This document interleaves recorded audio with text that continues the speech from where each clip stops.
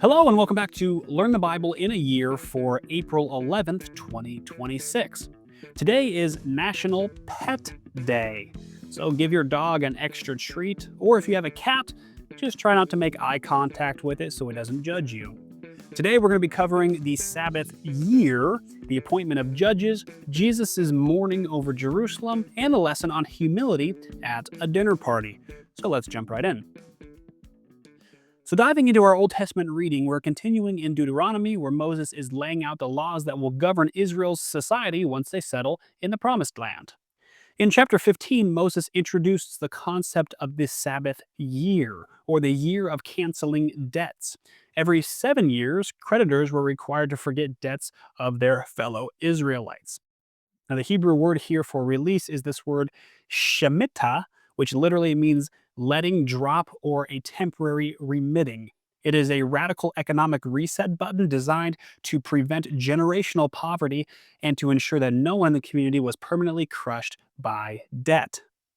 Now, a question you might have here is, wouldn't this make the people stop lending money if on the seventh year they got it all taken away?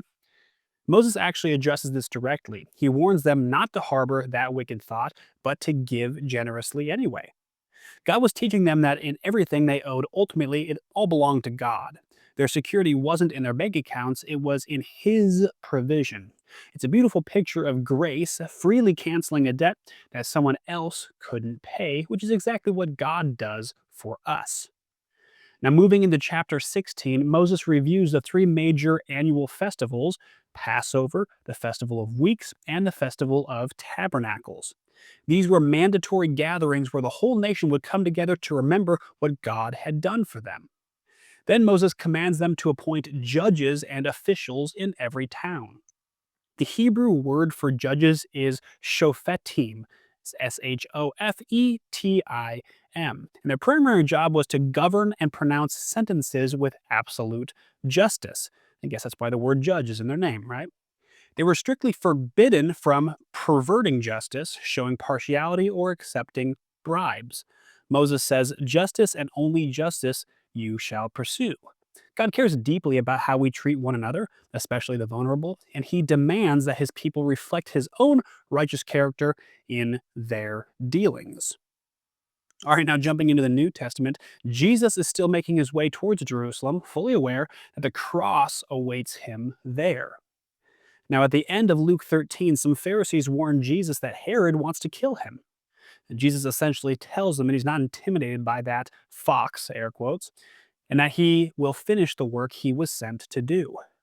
Then Jesus looks ahead to Jerusalem and laments over the city. He compares himself to a mother hen who's longing to gather her chicks under her wing, but they are not willing. It's a heartbreaking moment that reveals the depth of God's love and the tragedy of human rejection. He desires to protect and save, but he won't force himself on those who refuse him. Now, in chapter 14, Jesus is invited to a dinner party at the house of a prominent Pharisee on the Sabbath. And they, of course, are watching him closely, trying to catch him breaking their rules. A man with dropsy, which is a painful swelling condition, is there at the dinner.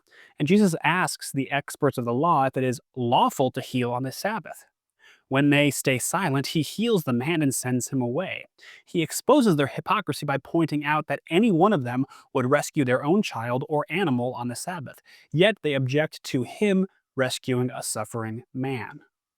Then Jesus notices how the guests are scrambling for the seats of honor at the table, and he tells them a parable about taking the lowest seat instead. He says that everyone who exalts himself will be humbled, and he who humbles himself will be exalted. It's a complete upside down kingdom perspective. In the world's eyes, you fight for the top spot, but in God's kingdom, the way up is down. True honor comes not from self promotion, but from serving others and letting God do the exalting.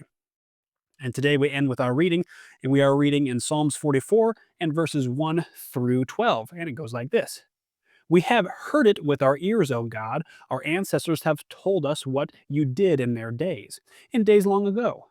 With your hand you drove out the nations and planted our ancestors. You crushed the peoples and made our ancestors flourish. It was not by their sword that they won the land, nor did their arm bring them victory. It was your right hand, your arm, and the light of your face, for you loved them. You are my king and my God who decrees victories for Jacob. Through you we push back our enemies. Through your name we trample our foes. I put no trust in my bow. My sword does not bring me victory, but you give us victory over our enemies. You put our adversaries to shame.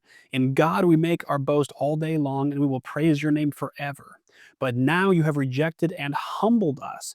You no longer go out with our armies. You made us retreat before the enemy, and our adversaries have plundered us. You gave us up to be devoured like sheep and have scattered us among the nations. You sold your people for the pittance, gaining nothing from their sale. Alrighty, and this show has been brought to you by a couple of wonderful sponsors. First and foremost, we have Good Leads. And Good Leads, full disclosure, is a company that I do own, and we provide outbound leads to medium-sized B2C businesses. Good Leads is dedicated to helping businesses maximize revenue while decreasing marketing costs.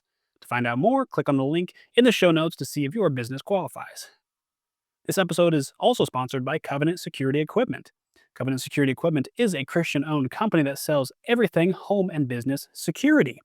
Things like safety windows and doors and walls and safes and you name it. To find out more, go to covenantsecurityequipment.com.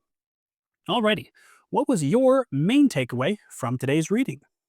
My biggest takeaway from today, I think, is Jesus lamenting over Jerusalem. Now, God has had this relationship with the nation of Israel for thousands of years, and there were periods of time when Israel was worshiping the Lord and seeking his face, and then other times when Israel was rejecting him and being what the Bible calls a stiff-necked people. Right. And so, we read through this and it's easy for us to kind of put God in a category of like someone that doesn't really have emotions, someone who doesn't really care, maybe, or like, oh, yep, they're rejecting me. Oh, yes, they're not rejecting me. And kind of more matter of fact that way. But Jesus is really here opening up our eyes to the fact that he really laments over his children who have gone wayward. It really like it brings him sadness to see his lost children. He really is like a father to us. Well, he is he is our heavenly father, right? And so that's just a good reminder that God is not some, pie in the sky in God that doesn't care about us. He does care about us. He cares about us in an intimate way.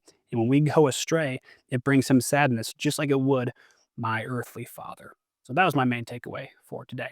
What was your main takeaway? I'd be curious to know. Put that down in the comment section wherever it is that you're listening to this show. All right, well, that's the end of today's episode, and I will see all of you cool cats again here tomorrow.